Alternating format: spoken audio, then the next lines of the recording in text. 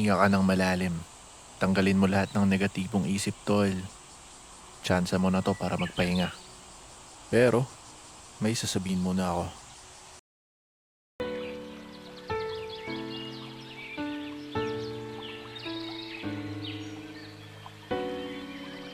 Para saan nga bang lahat ng to, men? Yan ang isa sa mga lagi kong tanong sa sarili ko, man. Nabuhay tayo dito sa mundo dahil lahat tayo may pakay. Pero minsan, kahit anong pilit mong hanapin, parang hindi mo pa rin makita eh. Para bang naliligaw ka sa ingay ng paligid o sa bigat ng sariling iniisip. May mga araw nagigising ka na parang robot. Trabaho, kain, tulog, paulit-ulit. At mapapaisip ka na lang, ito na ba yun, man?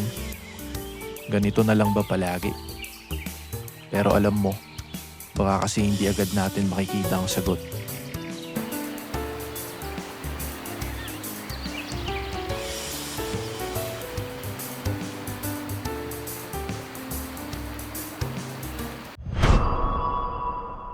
Man, hinangin yung tent namin. Ang lakas ng hangin, solid. Woo!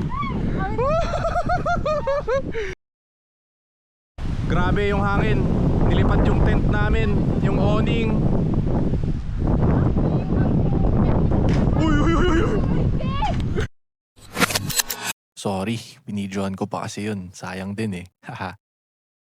Pero wag kayong mag-alala. Tumulong din naman ako niyan pagkatapos. Balik tayo sa sinasabi ko, man.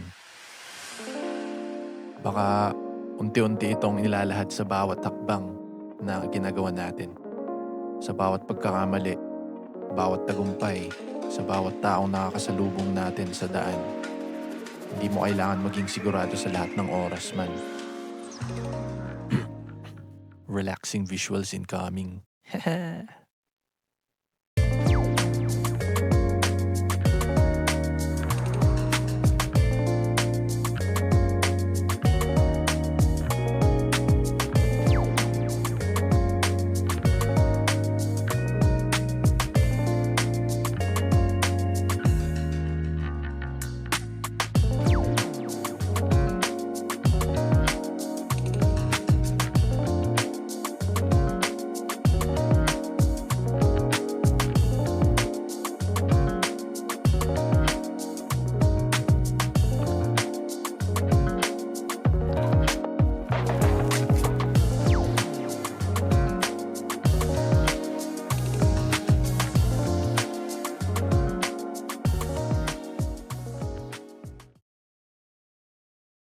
Patuloy kang kumilos. Patuloy kang bumangon.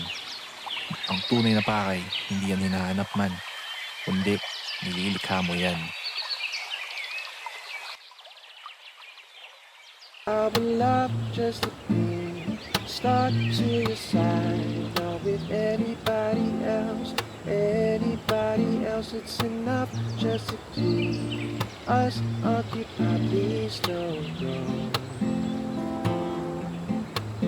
I would love just to be stuck to your side. Not with anybody else, it's enough just to keep us occupied. Please don't go.